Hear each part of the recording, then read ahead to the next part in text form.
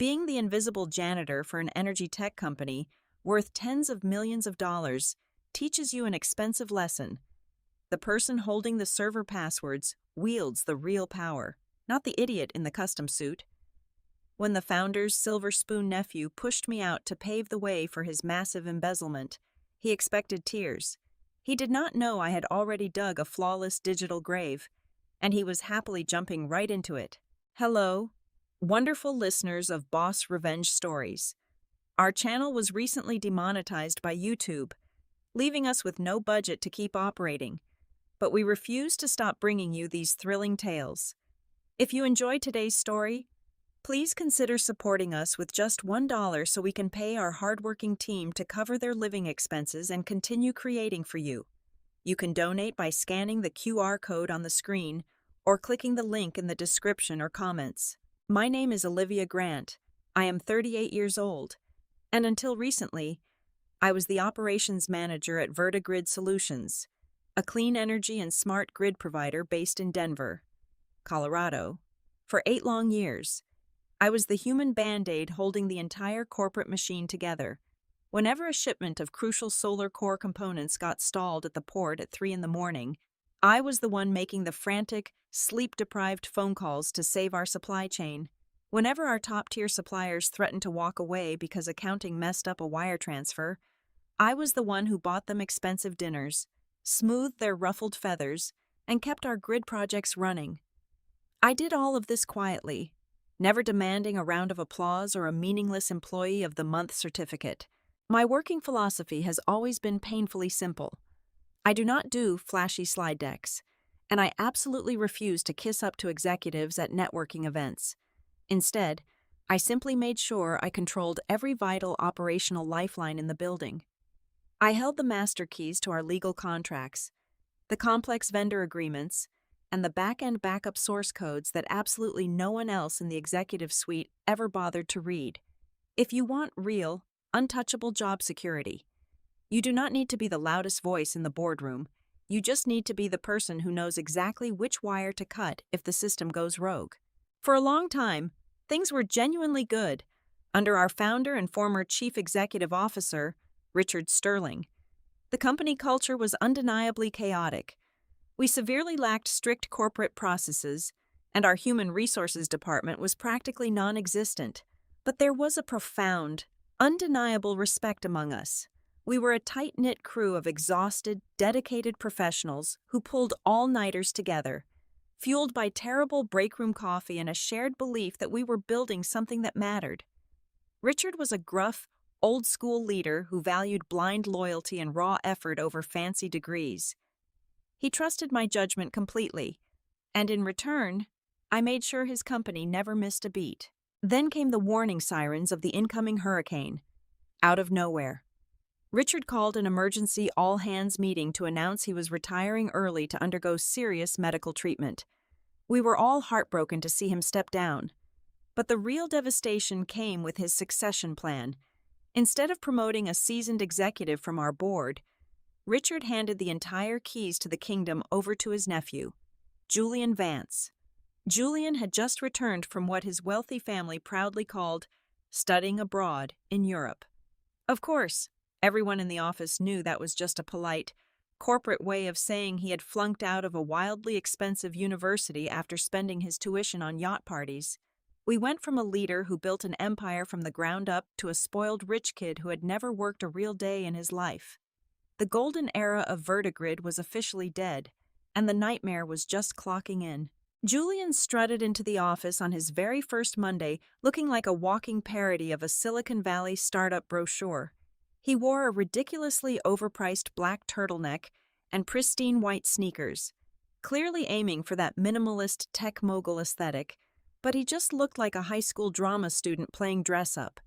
Before he even sat down at his mahogany desk, he ordered the facilities management team to tear down all the office partitions on the 3rd floor. He loudly claimed that walls stifled organic synergy and demanded an open-concept workspace for everyone. He completely ignored the fundamental fact that our electrical engineers needed absolute pin-drop quiet concentration to calculate grid loads, not a foosball table buzzing 20 feet away from their monitors.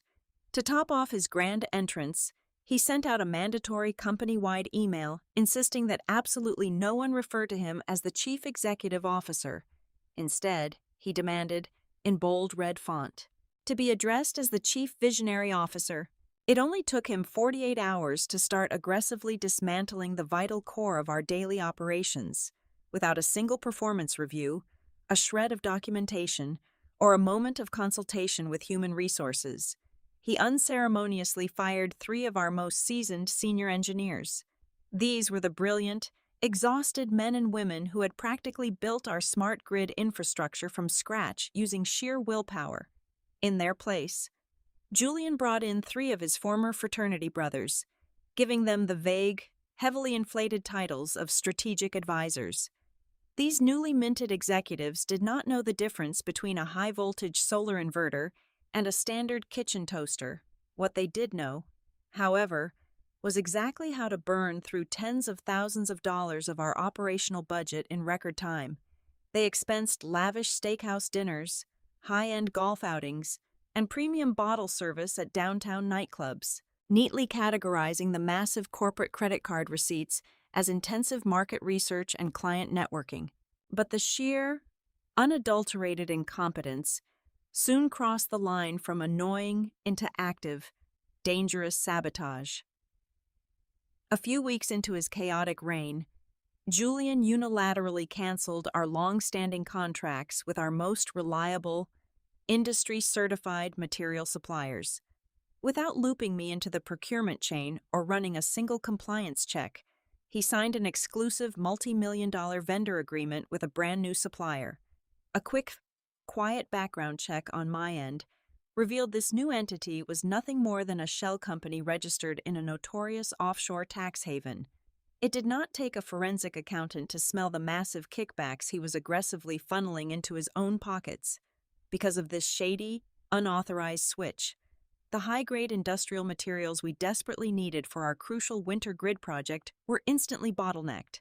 He triggered a supply chain nightmare that threatened to push our deployment back by a catastrophic 60 days. Right before the heavy snowstorms were projected to hit the region, I could not simply sit back and watch him drive the entire company off a cliff. During our mandatory all-hands Friday meeting, I stood up and presented the stark, unvarnished data to the room. I explicitly warned him, and the silent board members in attendance, that using these unverified, cheap components from his mystery supplier would put Vertigrid in direct violation of strict federal energy safety standards.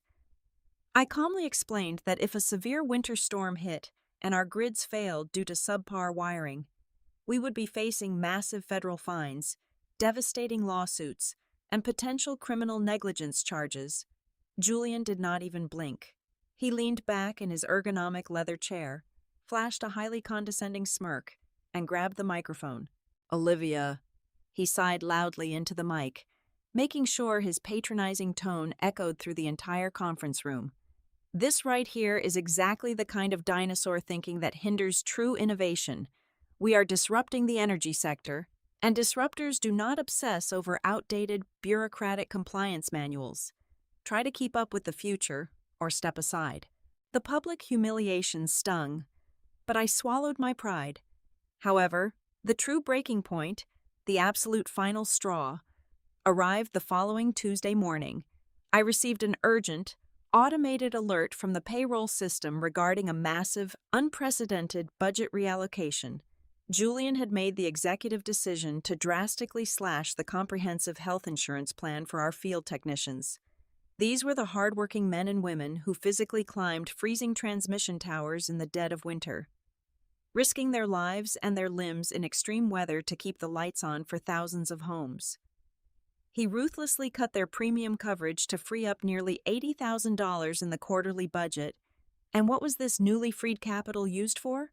He hired an elite, celebrity feng shui consultant from Los Angeles to completely redesign the ground floor main lobby, claiming the energy flow near the elevators was blocking his creative aura. Sitting at my desk, looking at the canceled medical insurance policies of people who had literally bled for this company, something cold and dark inside me finally snapped. I realized right then and there that playing the diligent protector for this arrogant parasite was a complete waste of time. I was no longer going to be the invisible shield keeping Verdigrid from collapsing under his monumental ego. I slowly closed my operational safety manuals and opened my administrative command terminal. If Julian wanted to play reckless games with our livelihoods just to line his own pockets and feed his vanity, I was going to let him. I decided to stop playing defense. It was time to start weaving a digital net so tight, so perfectly hidden, that he would never see it coming until it was permanently wrapped around his throat. The very next morning, I walked into the office and executed a flawless tactical retreat. If Julian wanted a submissive, order-taking subordinate who would quietly rubber-stamp his disastrous vision, I would give him exactly that. I stopped pushing back in the weekly strategy meetings. I stopped sending him urgently worded emails about compliance risks. I even started bringing him those ridiculous, overpriced iced oat milk lattes he loved so much from the boutique cafe down the street. To the untrained eye, and certainly to his incredibly inflated ego, it looked as though I had finally accepted my place in his new world order. He thought he had broken the stubborn dinosaur. He had no idea that I was simply retreating into the shadows to sharpen my knives, while I played the role of the defeated, obedient manager during the daylight hours. My real work began after the sun went down. As the operations manager, I held the highest level of administrative clearance across our entire internal network, a supreme god-tier access that Julian, in his technical ignorance, had not even thought to revoke. Sitting alone in the glow of my monitors at 11 o'clock at night, I silently bypassed the primary firewall and established a completely independent, encrypted Ghost server hosted on a secure offshore cloud. I wrote a stealth execution script that ran quietly in the background, mirroring every single altered email, every newly generated vendor invoice, and every heavily redacted legal contract directly into my hidden vault.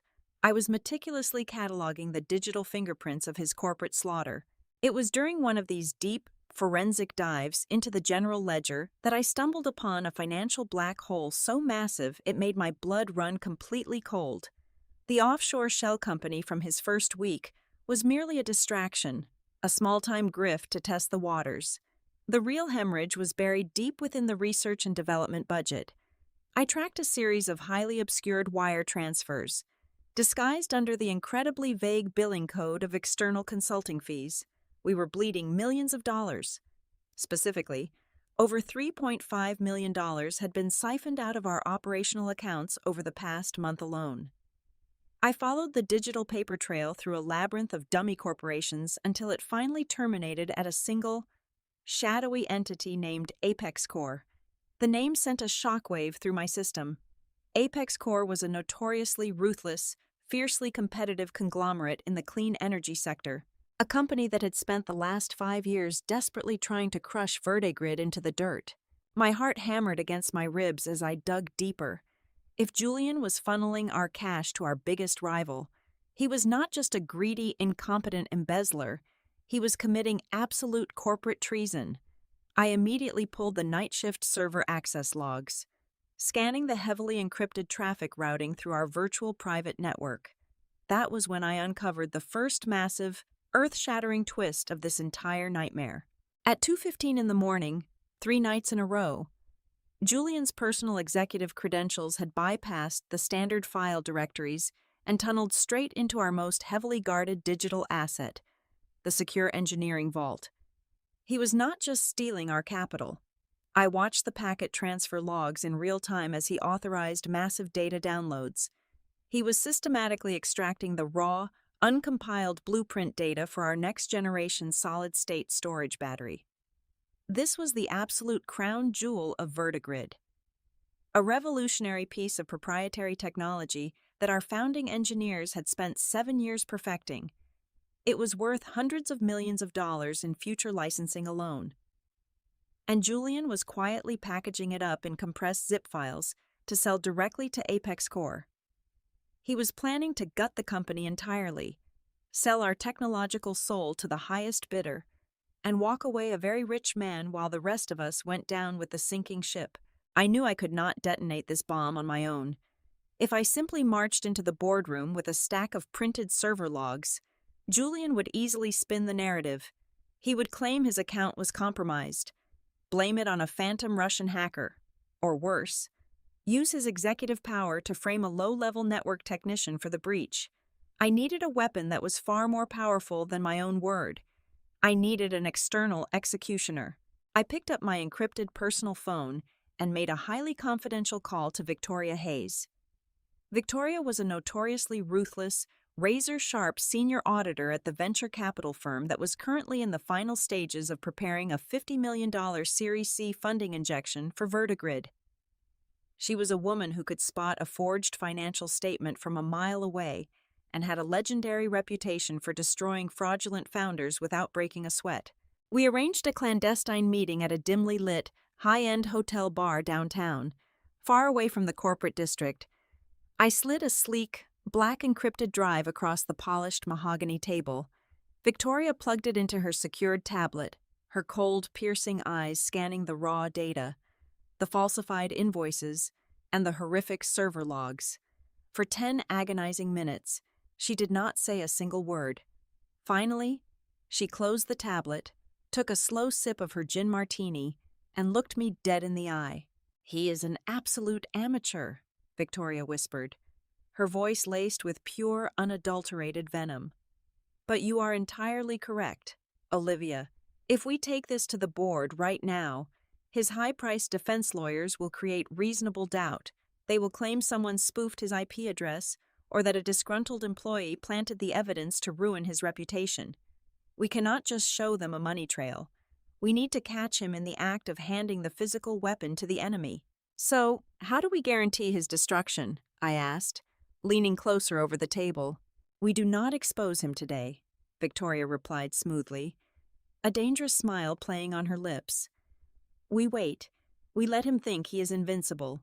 We let him get right to the edge of the cliff, and then we force him to jump. But to do that, you need to hand him something so incredibly tempting that he cannot resist stealing it. And when he does, we need an electronic smoking gun so irrefutable that even his own mother could not defend him." I nodded slowly, the blueprint of a devastating digital trap already forming in my mind. The invisible janitor was about to build a guillotine. There was exactly one person left in the entire technology department who had not been systematically replaced by Julian and his fraternity house regime.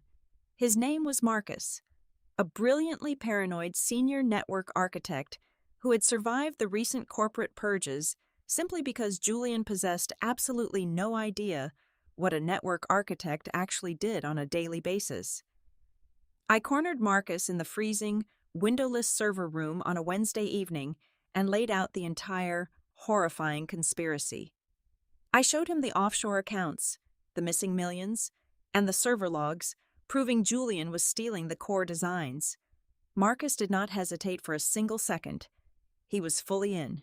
We spent the next 48 hours locked in a secure terminal, fueled by black coffee and sheer adrenaline, building the ultimate digital Trojan horse. We constructed a highly classified, heavily encrypted directory and deliberately named it Core Blueprint version 2.0. On the surface, the files inside this folder looked exactly like the revolutionary battery schematics Julian had already been stealing. The file sizes matched perfectly. The three-dimensional rendering models looked completely authentic, and the complex thermodynamic equations were flawlessly copied from old, discarded engineering prototypes. But buried deep within the pixel metadata of every single document was an aggressive, completely invisible tracking script. It was a digital beacon designed with absolute ruthlessness. The very moment anyone opened these files on an external, unauthorized network, the script would silently execute in the background. It was programmed to instantly ping our ghost server with their exact geographical coordinates, their hardware specifications, and their personal network addresses. To make Julian bite, I had to serve the poisoned bait on a silver platter without arousing a shred of suspicion. I drafted my standard end-of-the-week operational summary, a terribly mundane document I knew Julian routinely forwarded to his personal device, just so he could pretend to be working over the weekend. Buried deep on page 17, tucked quietly under a boring section about routine server maintenance. I casually referenced the successful migration of the highly confidential version 2.0 files to a specific, poorly guarded directory. It was the digital equivalent of leaving the bank vault door wide open and hanging a glowing neon sign pointing straight inside. I did not have to wait very long. At exactly 2 o'clock in the morning on a Tuesday, my encrypted mobile phone vibrated violently against my nightstand. I shot out of bed, flipped open my laptop, and accessed the secure dashboard. My heart pounded against my ribs as I watched the live feed. An unauthorized, heavily masked administrative account was tunneling directly into the exact directory I had referenced in the report. I watched the green progress bar slowly inch across my screen as Julian greedily downloaded the poisoned files, pulling them straight into his personal drive. The trap had snapped shut flawlessly. However, the real shock was yet to come. The moment he transferred the payload, our hidden beacon activated, tracing the outbound data packet through a maze of proxies until it hit its final destination.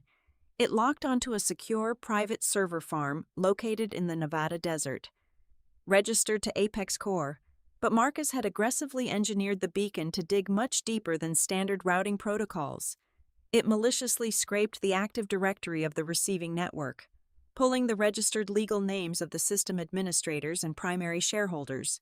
When the final decryption results populated on my glowing screen, all the air violently rushed out of my lungs. The primary shareholder, the silent puppet master pulling the strings of the ruthless Apex Core conglomerate, was not some anonymous corporate raider. The name staring back at me in stark white text was Eleanor Sterling. She was the ex-wife of our beloved former chief executive officer, Richard Sterling. Suddenly, the entire chaotic nightmare made a twisted, horrifying kind of sense. This was never just about a greedy, incompetent executive stealing corporate secrets to line his own pockets. This was a highly calculated, vicious family vendetta. Eleanor and Richard had gone through an incredibly bitter, highly publicized divorce 5 years ago.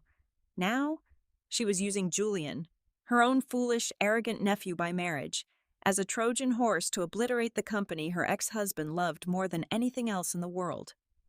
Julian was nothing but a pathetic, disposable pawn, happily destroying his uncle's life's work for a few $1 million in offshore bank accounts. The very next afternoon, Julian's newly hired executive assistant summoned me to the top floor. I walked into his expansive, newly renovated office, a room that now reeked intensely of burning sage and expensive leather furniture, to find him leaning against his mahogany desk with an incredibly smug, wildly satisfied grin plastered across his face. He truly believed he had just secured the ultimate, untraceable payout from his aunt. "Olivia, please, have a seat," he said, waving a hand dismissively toward a low chair. "I am going to keep this very brief. As you are well aware, we have the monumental Series C funding conference coming up this Friday. The venture capitalists want to see a lean, agile, highly disruptive machine. Looking at our current organizational chart, your operational budget is simply too bloated. We are moving in a much more dynamic direction, and unfortunately, your role as a traditional operations manager is no longer aligned with my grand vision for this company. Consider this your official, immediate notice of termination." He paused dramatically, clearly waiting for me to break down into tears, to aggressively beg for my job, or perhaps to throw a desperate, embarrassing tantrum right there in his office. Instead, I kept my expression completely blank, offering him absolutely nothing but cold, heavy silence. "I see," I replied evenly, keeping my voice utterly devoid of emotion. "I accept your decision, Julian. I only ask for 3 days to properly hand over the critical system administration protocols and finalize the vendor cleanup process. You certainly would not want the internal network crashing right before you ask the investors for $50 million. His arrogant smile widened until it reached his eyes. He genuinely thought he had broken my spirit so thoroughly that I was pathetically offering to sweep the floors on my way out the door. "Of course," he chuckled darkly, crossing his arms over his expensive turtleneck. "Take your 3 days. Just make sure your desk is completely cleared out by Friday morning. I stood up, gave him a perfectly polite, practiced nod, and walked out through the heavy glass doors. As I stepped into the descending elevator and the doors finally slid shut, a genuine, terrifying smile crept onto my face. He had just handed me the master key to his own execution. By generously giving me 3 uninterrupted days on the network with absolutely zero oversight, he had provided the perfect, impenetrable cover. I now had exactly 72 hours to weaponize the stolen data, polish the digital guillotine, and position every single lethal piece on the board for the grand finale, all without a single soul in the building suspecting a thing. Friday morning finally arrived, bringing with it a thick, suffocating tension that settled over the entire corporate campus. Up on the 50th floor, inside the sprawling, glass-walled executive boardroom, the stage was set for the highly anticipated Series C funding presentation. The massive mahogany table was surrounded by a formidable assembly of silent, stone-faced board members and some of the most aggressive, deep-pocketed venture capitalists in the clean energy sector. Sitting right at the center of the investor panel, dressed in a razor-sharp charcoal blazer, was Victoria Hayes. She looked perfectly calm, her posture completely relaxed, but her eyes were fixed on the front of the room with the lethal focus of a sniper. Standing before the massive digital projector, bathed in the glow of his meticulously designed presentation slides, was Julian. He had spared absolutely no expense for his grand finale. He was wearing a custom-tailored, imported Italian suit that easily cost more than a field technician made in 6 months. He was pacing the floor, waving his hands expressively, and delivering a passionate, theatrical speech completely stuffed with empty Silicon Valley buzzwords. He enthusiastically talked about global vision, paradigm-shifting synergies, and aggressive market disruption. The contract for a massive $50 million capital injection was resting on the podium, just waiting for the final signatures to be executed at the end of the hour. Meanwhile, 40 floors below, the atmosphere could not have been more different. I was sitting in the driver's seat of my sedan, parked in the darkest, most isolated corner of the underground concrete parking garage. The engine was turned off. The air was heavy with the smell of old exhaust, and the only light came from the stark, blue glow of my laptop screen resting heavily on my knees. I had a thermocline of ice water running through my veins. The 3 days of transition time he granted me were over. My desk upstairs was entirely empty. My physical access badge was deactivated, and I was officially an outsider, but here in the shadows, I still held the digital master keys. I sat there in absolute silence, my eyes locked on the digital clock in the corner of my monitor, my right index finger hovering perfectly still, just a millimeter above the enter key. Upstairs, the presentation was hitting its peak. I had tapped into the internal boardroom microphone system, the audio feeding directly into my earpiece. Julian's voice echoed with overwhelming, nauseating confidence as he prepared to deliver his closing argument. "Ladies and gentlemen," Julian proclaimed, his voice dripping with arrogance, "the true cornerstone of our $50 million valuation is not just our market strategy. It is our exclusive, unparalleled technological supremacy. Our new solid-state storage core is going to render every single competitor completely obsolete." Down in the damp basement, the screen of my laptop suddenly flashed a brilliant, blinding crimson red. The trap had been tripped. Exactly on schedule, miles away in a secure facility. Someone on Eleanor Sterling's engineering team at Apex Core had finally succumbed to their greed. They had unzipped the decoy folder and double-clicked on the poisoned blueprint files. Instantly, the hidden tracking beacon embedded in the metadata woke up and violently ripped through their firewalls. A cascading waterfall of data began flooding my monitor. The beacon was pinging my machine wildly, transmitting live geographical coordinates, registered user profiles, and the unmistakable, irrefutable Internet Protocol addresses tied directly to the Apex Core Executive Suite. The digital guillotine was fully armed and loaded. I picked up my mobile phone and quickly typed out a single, pre-arranged code word to Victoria. I hit send and watched the message vanish into the cellular network. Through my earpiece, I listened as the dynamic energy in the boardroom instantly shattered. Julian was just reaching for his expensive fountain pen to sign the massive funding contract when Victoria suddenly stood up, the legs of her heavy leather chair loudly scraping against the hardwood floor. "Julian, please stop," Victoria commanded, her voice slicing through the thick air like a perfectly sharpened blade. "Do not sign that document.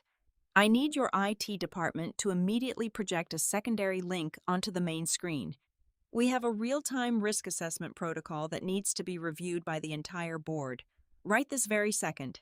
The main projector screen blinked, abruptly cutting off Julian's vibrant, meticulously designed title slide. In its place, a stark, high-contrast digital dashboard materialized, dominating the entire room. This was the final payload Marcus and I had engineered. The screen displayed a massive, undeniable flowchart of digital corruption. On the left side, it showed Julian's personal, highly secure Internet Protocol address, the exact one registered to his luxury downtown penthouse. A thick red line connected his address directly to the outbound stream of our watermarked proprietary files. On the right side, the screen mirrored the highly classified offshore banking records I had intercepted, explicitly showing the multi-million-dollar wire transfers originating directly from the Apex Core executive accounts. For 10 agonizing seconds, the sprawling boardroom plunged into a deathly, suffocating silence. You could have heard a pin drop on the expensive hardwood floor. The lead venture capitalist, a man who had been smiling brightly just moments before, reached out with a trembling hand and physically snatched the $50 million funding contract right off the podium, sliding it far out of Julian's reach. The faces of the entire board of directors drained of all color, turning a horrifying, sickly shade of white. In one blinding flash of reality, they collectively realized that the brilliant visionary they had championed was mere seconds away from plunging the entire corporation into a catastrophic federal indictment for wire fraud and industrial espionage. Julian stood frozen at the front of the room, his mouth opening and closing like a suffocating fish, unable to formulate a single coherent syllable. But the execution was not over. Victoria tapped a single key on her tablet, and the giant display screen split perfectly in half. The video conferencing application launched, and the hardened, furious face of Richard Sterling appeared, broadcast live into the room. Victoria had briefed him earlier that morning, presenting him with the undeniable preliminary evidence of his ex-wife's involvement. Now, watching the live execution of the trap, the former chief executive officer looked absolutely lethal, witnessing the ultimate betrayal, seeing his own blood relative eagerly conspire with the woman who had tried to ruin him. Richard did not hesitate. His voice boomed through the high-fidelity ceiling speakers, shaking the very glass of the room. He invoked a deeply buried, ironclad emergency founder clause that he had secretly retained upon his retirement. He stripped Julian of every single ounce of his executive authority, effective immediately, and violently ordered the head of corporate security to lock down the executive suite and contact the Federal Bureau of Investigation. Down in the suffocating darkness of the underground parking garage, my mobile phone suddenly erupted, violently vibrating against the center console. The caller identification flashed Julian's name. I took a slow, deep breath, relishing the moment, and answered the call. I did not even have to speak. The sheer, unadulterated panic radiating through the speaker was intoxicating. Julian was no longer the smug, untouchable aristocrat. He was hyperventilating, his voice cracking as he practically screamed into the receiver. He was crying, actually sobbing, begging me to come back upstairs immediately. He pleaded with me to log into the administrative mainframe, to tell the board it was a massive system error, to hack the servers and wipe the data, to save him from the absolute destruction raining down on his head. Sitting comfortably in the driver's seat, surrounded by the quiet hum of the garage, I did not say a single word in response. I gently moved my thumb and pressed the bright red button to end the call, instantly followed by the block contact feature. I opened my secure email client one final time, pulled up his arrogant termination notice from earlier that week, and typed my very last official correspondence for Vertigrid Solutions. I am no longer your janitor. Enjoy your new uniform, Mr. Chief Executive Officer. I hit send. I calmly closed my laptop, the screen going completely black, severing my final tie to the network. I picked up my travel mug, taking a long, deeply satisfying sip of warm black coffee. I reached down, turned the ignition, and listened to the engine roar to life. I drove up the concrete ramp, bursting out of the dark garage and directly into the brilliant, blinding afternoon sunlight. I merged onto the open highway, pointing the hood of my car straight toward the majestic snow-capped mountains of Colorado. I left behind a fraudulent, hollow empire that was currently burning to absolute ashes, carrying with me nothing but the sweet, intoxicating thrill of absolute freedom. Thank you so much, our amazing listeners, for tuning in and letting us share this incredible journey with you.